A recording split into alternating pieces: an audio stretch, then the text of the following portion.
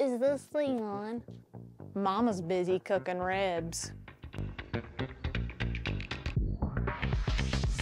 Hey friends, what is up? It is MAZIE with Barbecue by MAZIE. If you're new here, I demand you hit the subscribe button. Do it!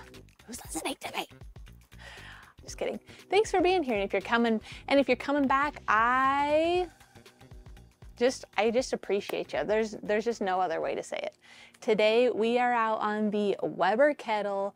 We're grilling ribs. Today we're doing hot and fast ribs on the Weber Kettle. Look, sometimes you just don't have the time to do everything low and slow. So we're gonna fire up the kettle and make delicious ribs. So the first thing I like to do when I'm using the kettle is get my charcoal going, and then I will go and prep the ribs while that charcoal's getting nice and toasty. So let's jump right in and get our charcoal going now.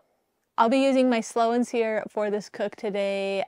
Links are down in the description. Absolutely love it. It makes charcoal grilling, cooking, smoking, earthing so easy. So you will see that in the video. I'm going to start with a half chimney of lit charcoals, and then I will have some unlit charcoal in my Slow and Sear. Let's go. Chimney. Using some Cowboy fire starters. Cowboy charcoal.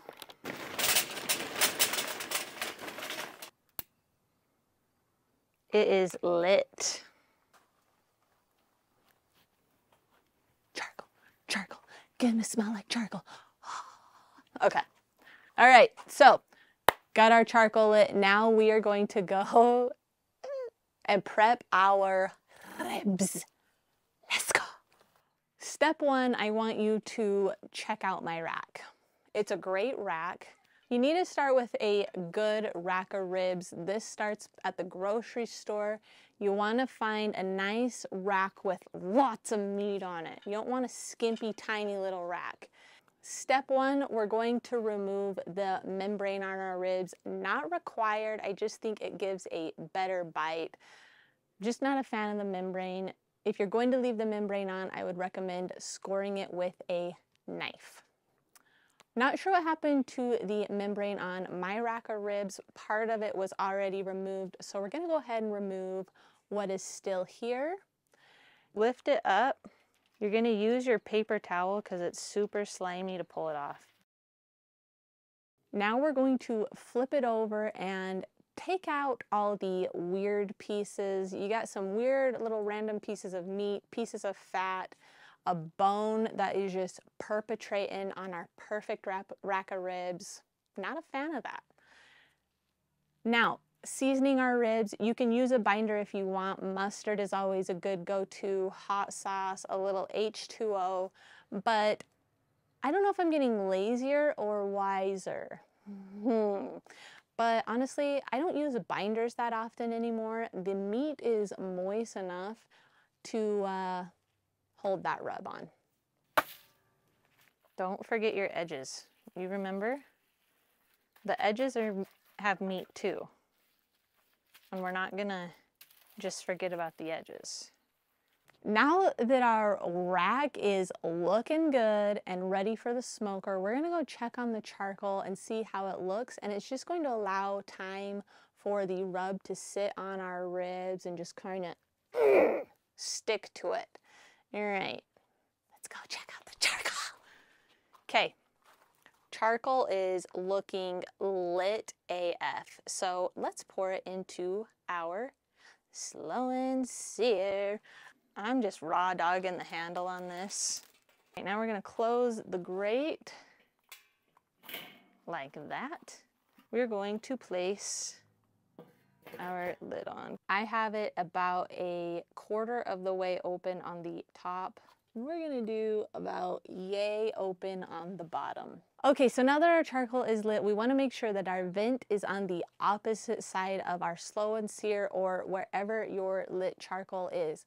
If you are using a slow and sear, you'll notice that I did not put any water in the trough this time because we are cooking at a higher temperature today. I'm shooting for a temperature between 300 to 350. If I was smoking at a lower temperature, I'd put some water in there. Not today. We're just going to let the grill get up to temperature before we put the ribs on. So I'll see you back out here, this exact spot, and we'll put our ribs on the Weber. Let's go. As I'm waiting for my grill to heat up, I can tell that it's a little bit warmer than I want it to be. I'm going to be getting a thermometer that can go on the grill grates, but for now, I'm just winging it because if you look at your Weber, the temperature probe is over the charcoal, so of course it's going to read super hot. Where I'm putting the meat is going to be cooler, so I know that it's not exactly what it's reading, but I still can infer with the amount of just so freaking genius brain cells that I have that it's a little hotter than I want. So what I've done is adjusted my vents. I backed them off just a little bit. You want to wait about 15 to 20 minutes in between adjusting before you start to panic and readjust. It takes a little bit of time to get everything leveled out. Your vent settings are going to vary based on the weather outside, if it's windy, so don't use everything I'm saying as gospel truth. Part of the fun of using a kettle is just kind of figuring it out as you go. So use my vent settings as a guide. All right, I'm ready to get my ribs on. So let's do it. Let's go. All right, here are our ribs. You can see how that rub started to just melt on into the meat. So I'm gonna place our ribs on the non-lit charcoal side. What I like to do when I get my ribs on the smoker is push the bones together. Let's get our lid on. Remember, the vent over the meat. So remember, we're doing hot and fast ribs, so the steps I take are just going to be a teensy different than if I was doing them low and slow. Going to spritz these a little more often than I would if I was doing them low and slow on like my pellet smoker per se. So we are going to come back out in 1 hour and spritz these ribs. It has been 1 hour, so it's time that we all around. I am using regular everyday H2O. For spritzes, you can use water, apple juice, apple cider vinegar. I've been known to use a little Coke, a little Dr. Pepper. Really, it's whatever you prefer. Just remember that with barbecue, it's okay to simplify things. I don't personally feel like what you spritz with changes the outcome an immense amount. It's okay to simplify your cooks and barbecue. If you don't have that stuff, don't go out and buy it. Water is going to build your bark just fine. All you need to do is add a little moisture to your meat. That's it. So for the first part, we waited 1 hour to come out and spritz. Now we're going to come out every 30 minutes. So don't step far away from your grill. Be close, be back here in 30 minutes. Let's go. 30 minutes spritz coming in.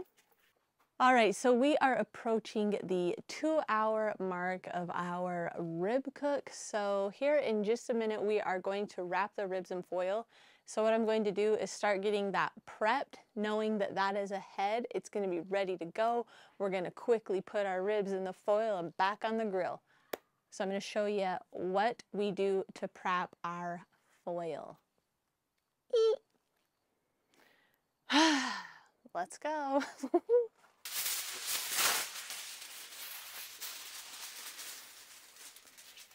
All right, it is about time to get the ribs off the smoker.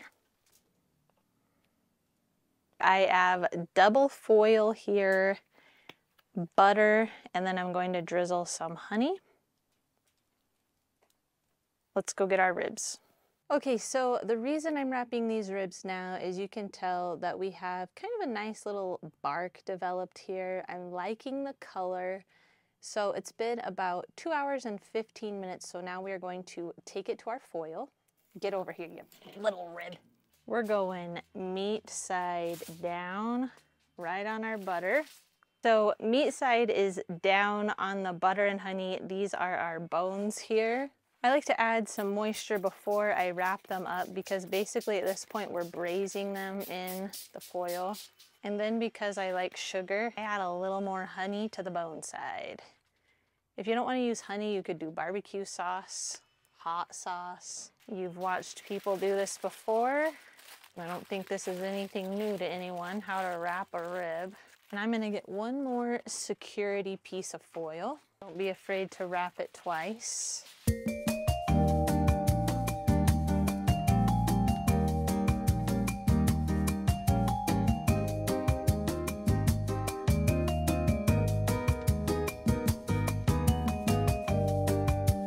Boom, so this is our meat side.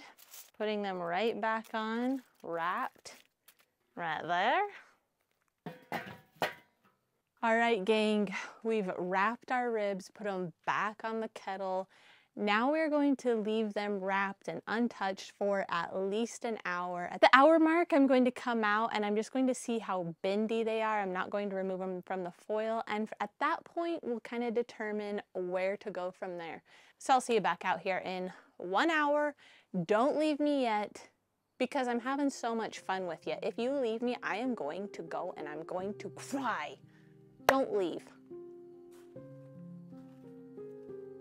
Don't leave. All right, gang, it's been about 45 minutes since I wrapped them. I just wanted to come check, see where we're at. The ribs aren't super bendy yet, not to where I'd like them, and the temperature is about 170, 180. So I'm guessing we got another 45 minutes to an hour on these wrapped ribs. So